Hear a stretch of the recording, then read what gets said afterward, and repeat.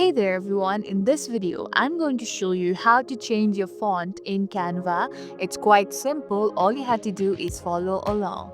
So let's say I've already written this editing 24/7, so let's say I want to change font of this text over here. In order to do that, let's simply tap in the text and there pops up a bar at the top. You can see various options.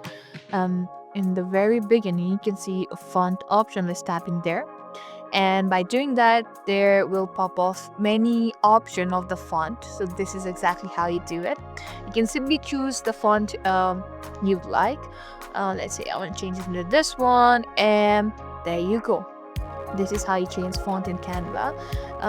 Let's say I want to change it. I changed my mind, I want to change it into more like a different font. Then yeah, let's set this one. Simply tap in, and that is how you change font in Canva. I hope this video was helpful. If so, don't forget to like, share and subscribe to our channel. Thank you for watching, and we'll see you in the next video.